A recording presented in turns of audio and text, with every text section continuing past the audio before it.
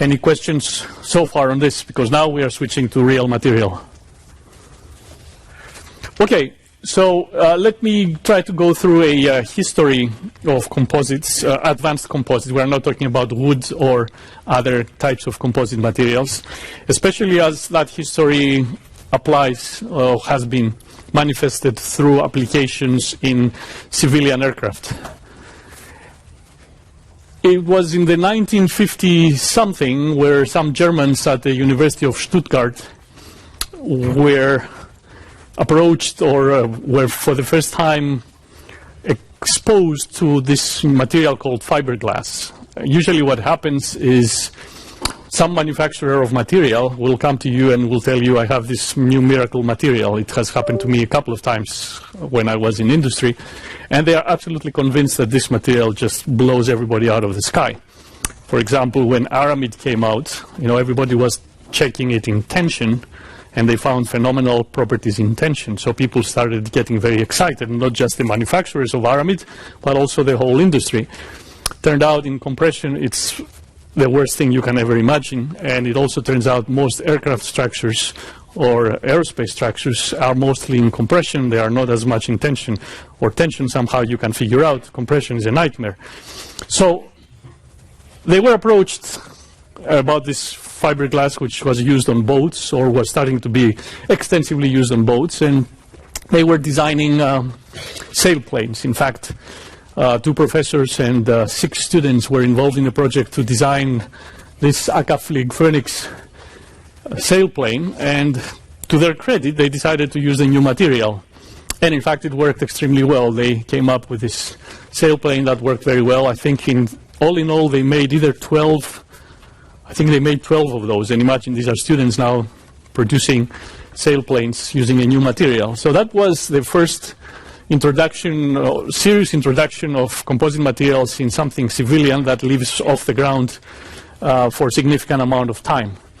In the 60s, the helicopter industry started realizing that there is something to these new materials, composite materials. A helicopter is pretty much a very ugly contraption. If you look at the shapes, there's nothing to brag home about. And in fact, it's the aerodynamicist's nightmare to try to keep the drag in any kind of a reasonable value. But they do work. And they have actually some extremely challenging problems. The blades in a helicopter can be approximated as beams. So what is simpler than beam theory? Well, first of all, it's very large deflections. It's not just our standard Bernoulli-Euler beam. Second of all, it's very large rotations. If you put a camera at the root of a blade and you see what happens to the blade as it rotates, it's exactly like macaroni. You won't believe how much it flaps and rotates and twists. And as if this were not enough, in order to keep its dynamic performance within the range that you want, you have to have certain frequency response. And that means that as you start from the root of the blade and you move towards the tip, you have every 1 centimeter or every 5 centimeters, depending on how accurate you want to be, a different value for the bending stiffness, EI, Young's modulus times moment of inertia, and for the torsional stiffness, GJ. So you have to come up with a structure which has continuously varying EI and GJ, does not break, can do large deflections and large rotations, and can deliver the aerodynamic performance you want. So, in fact, helicopters barely work. If you look at it as an optimization problem, the constraints themselves pretty much move you outside the design space. There are solutions, and turns out they sort of look like this.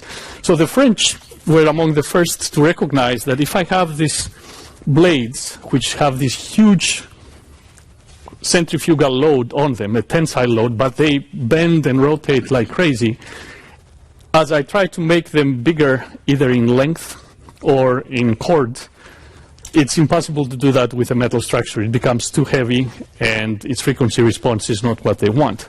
So they were the first, or among the first, to switch to composites. And now there is no helicopter out there that's worth its name as a helicopter that doesn't have composite blades. It's the only way you can achieve the performance required. So despite their appearance, helicopters have extremely challenging problems. And Anyone that's really in for difficult problems, I would recommend they look at this kind of application of simple beams that are not very simple once you get into them. In the 70s, a gentleman by the name Bert Rutan, a very well-known aerodynamicist and airplane designer, well known because he designed the flying gizmo that went around the Earth without landing, or he's now designing these flying gizmos that will go to space with Richard Branson, Virgin Galactic, and so on. So it's actually a person who has been involved in very challenging problems with various degrees of success. In the 70s, he recognized that this material, again, these composite materials, would give certain advantages. They could give you pure laminar flow, because if you make the whole structure without any rivets, and you can maintain the aerodynamic shapes you want, which you can with composite with the use of proper molds, you can actually get laminar flow, your drag goes way down. And he also recognized that you can generate shapes that, such as canard shapes and so on, that will give you some extra performance in certain windows of the performance envelope. So he designed a series of canard little airplanes, 2-passenger or 4-passenger, I think was the largest. But anyway, it's the very easy and the long easy, which were extremely successful. So at this point, the real manufacturers of airplanes started getting excited. There's this material that's been tried for the last 15, 20 years. And of course, they knew of what was going on in the military side. The military grabbed these materials very early, but they wouldn't tell anybody what they were doing. So it's one of those situations where in parallel, the civilian sector and the military sector had to try to move along. And they said, okay, maybe we should start making bigger airplanes. So here comes now one of the major characters, Bill Lear. If anybody is interested in a major personality in all aspects of the word, tremendous engineer and fantastic, brilliant person, you should read up a little bit on Bill Lear. He's a classic case of U.S. History, dream kind of history. In high school, early in high school, so that would be when he was about 16, the oldest, maybe, or maybe 15, he was giving a hard time to his professors. He disagreed with just about everything they said, to the point that they got extremely upset, and they threatened him to kick him out of the high school if he continued his behavior. So he chose to leave high school on his own, because he wasn't going to relax on criticizing all his professors. So without finishing high school, he left, and he decided to enlist in the Navy, but because he was underage, he had to lie about his age, and eventually they accepted him in the Navy, where he started working on the airplanes of the Navy, and he became quite a good mechanic because he was a natural in that kind of stuff. And in fact, one of his strongest points was electronics. He actually was a wizard in electronics, and he came up with a radio that you could use in a car, and it would work isolated from feedback from anything else, and it would give you beautiful performance with nice speakers and everything else. So he decided that there was no good radio for cars at the time. He decided that this was a good thing that he should try to market. It so happened that in Detroit, as there is every year, there was a huge auto show where all the big automobile producers would be there and all the prospective big buyers would go there. So he wanted to go there, but he had no money because he had to pay an entrance fee in order to participate and have a booth. So he set up on the parking lot outside this huge 5-star hotel, and he had a car, his own car, in which he had installed this radio. And he was playing that radio, and before you know it, people, instead of going into the hotel for the big show of the automobiles, were going and talking to him about this wonderful radio contraption. And in fact, he got so many orders that he was able to start his own company, a very well-known company today by the name of Motorola. In addition to that, once he realized how good he was, obviously there was no limit for him, and then he looked into control systems for airplanes, and I believe he was the first one to set up a reliable control system for multi-engine airplanes. And there are some funny stories related to that. He used to try everything on his own. So he had his own airplane, and he had set up the control system where he was checking something in the control system. And in the airplane, he had his son, 12-year-old or 10-year-old son, and his wife. And as he was fooling around with the control system that he was setting up, he didn't realize that the airplane was drifting away. You know, autopilot at the time was not the best autopilot you can imagine. In fact, he actually improved the autopilot of the time. And he ended up in restricted Air Force space, you know, like Area 51. It's not necessarily Area 51, but it was clearly restricted Air Force space. And before you know it, a couple of Air Force airplanes are, you know, coming towards him. And he was smart enough to realize that they were coming for him. So he tells his son, you sit at the controls, and he and his wife hide. So these, you know, these two big airplanes approach, and this little guy is trying to, or pretending to be flying this airplane. So obviously they said, you know, the kid doesn't know what it's doing, and they sort of let him go without too much harm. So he then decided that if we want to make a airplane of quite some performance with about 10 to 15 passengers, the materials would be composite materials, and the design would be a good design. In fact, in his mind, a pusher propeller would be the way to go.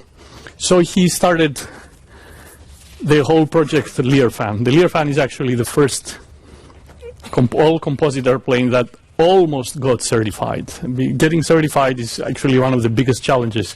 Anyone can build an airplane, but not anyone can get it certified. And if you see how much money the big companies or small companies spend in order to convince the certifying agencies that the airplane is safe enough to be allowed to fly, you will realize how challenging and how difficult that is. So it almost got certified. The only reason it did not get certified was had nothing to do with the structure itself. It was a problem with the transmission system, because he had one propeller and two engines. The transmission system, as far as the certifying agency, the FAA, was concerned, should have a certain backup to a second system just in case the first one failed. And at that time, they had used all the money, and actually he had just passed away. So they couldn't get it certified just for that. But the composite structure actually was very, very good, and it had been given approval to fly. The whole airplane was in fact so good that when they started flight testing, when you start flight testing, you need a chase plane. You need another airplane that will follow you very close and will see if something goes wrong, flaps, ailerons, and so on, and help with telemetry and radioing back and forth between the pilot and the base and so on. So they invited some person who was a professional owner of chase planes, and they said, we have this airplane, it's a pusher propeller, and we will need a jet. And he said, you must be kidding, the jet is too fast. You know, I will come in with the turboprop and it will be fine. So I think Bill Lear himself said, okay, we make a deal. If you can keep up with my plane, fine, we use the turboprop, we pay you. But if you cannot, you bring a jet, then we don't pay you. And stupidly, he agreed. So his turboprop could not keep up with this, and he had to bring in a jet to do the chasing for free. So this was in the early 80s. And a bunch of engineers, when the company went down, moved from Reno, Nevada, essentially, to Wichita, Kansas. If you've never been to Wichita, there's no reason to go there. It is not the end of the world, but you can see it from there. I speak from experience, having lived there for 3 years. 3 of the best years of my life, but still, you can see the end of the world from there. Those guys and Beech Aircraft, which was a company making small airplanes, but much bigger than these ones, they had decided to move to the next big product that would really corner the market, and they were looking for a great airplane designer. And if you look at the similarity between these two, it's obvious who the airplane designer was. Bert Rutan was hired to design the Starship One. All composite, and when I say all composite, I mean all composite, other than the engine, everything in there. Oh, and the seats, the metal part of the seats. Everything else was composite. I mean, we went overboard on that project. Canard, because that's what Bert Rutan will tell you is the best way to go. Presumably a laminar flow over this big wing, and the winglets for your, what's it called, yaw control. So we started working on this, or they started working on this, and I must say this is an engineer's dream. You have 200 people in this huge room because there are no individual offices. All the groups work together, the manufacturing guys, the materials guys, the stress engineers, the dynamics, aerodynamicists, and everybody else. And you work on this because you like it. Basically, it was typical on a Friday, they would say, we are testing tomorrow. To test tomorrow, we need to solve this and this problem. And some of you must stay here, and they may have to stay throughout the weekend. And people would actually volunteer, including myself. And all we had to do is call our friends or girlfriends or boyfriends and tell them we won't be home for 1 or 2 days, and we would stay there overnight trying to get this thing to work. And despite the aerodynamic design, which was not good enough, it turned out, we made it work. The entire group, I was only one of many. This was the first airplane to get certified in the late 80s, the first all-composite airplane. It was not a success in the market because it fell short of its projected targets in terms of performance, range, and speed. And that has a lot to do with aerodynamics, increased drag, and a few other problems. For example, if you have a very relatively long beam and you decide to hang at its tip a mass, those of you who remember the dynamics, you realize that it doesn't help very much on your frequency response. And in fact, to hold this winglet onto the wing, you will need what's called a fitting, a three-dimensional structure that will hold the two together. And because it's the tip of the wing, you have to have a lot of supporting structure. It ended up being a titanium fitting bigger than my hands can go around it. So that's a lot of mass hanging at the tip there. So your dynamic performance is also suffering from this kind of stuff. But overall, from the structures perspective, from understanding the new materials and actually paving the way and saying, okay, this is a challenge that anyone can take if you have the right people to work on it, it was actually a success. So bigger companies then decided to really jump into this bandwagon. In fact, the 737 horizontal stabilizer had already been made by, or was being made and certified at about the same period with a sandwich composite structure. And the biggest contributor, or the biggest risk taker, if you want to call it, in the early days was Airbus. They decided to go beyond where everybody else had been before. And the A320 had significant amount of composites, the vertical tail and the horizontal.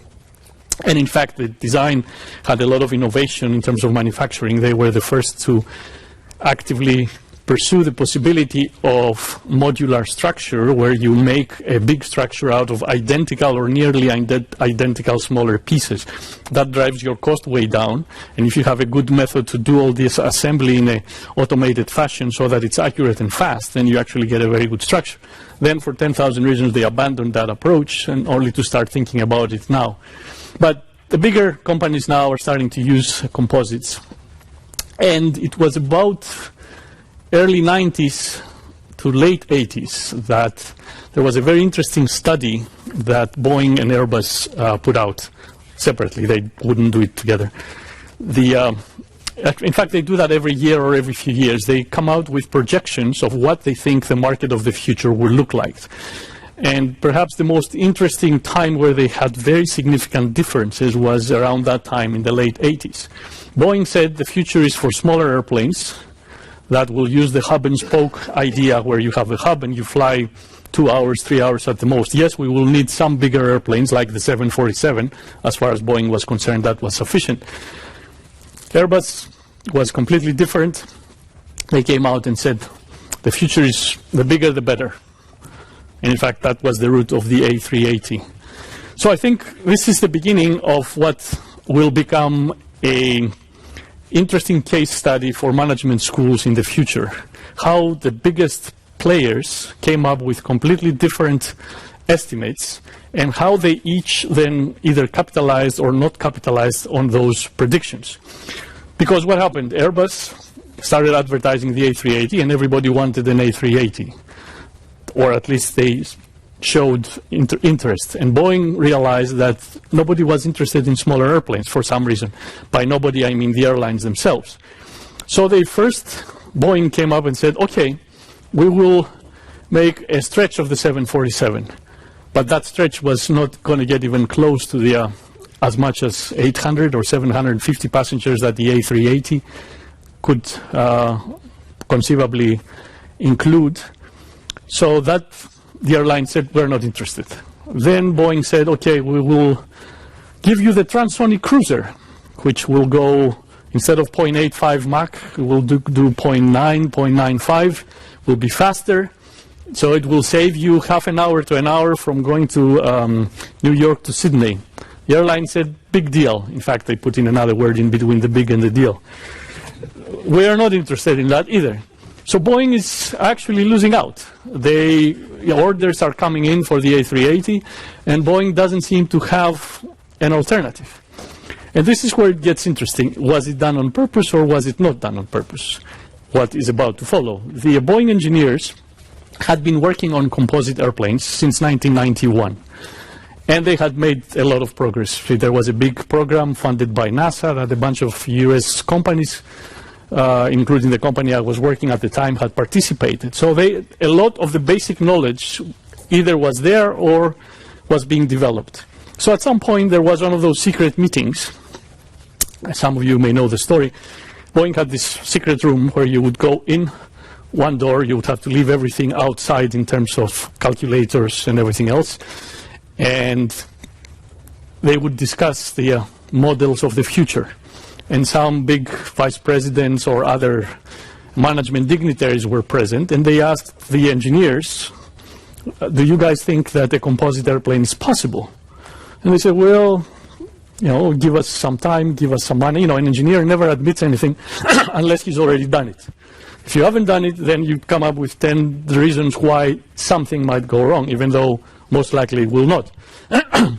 Then they were asked, okay, do you think that if we used composites, we could save weight? Yes, how much? About 10 to 15%.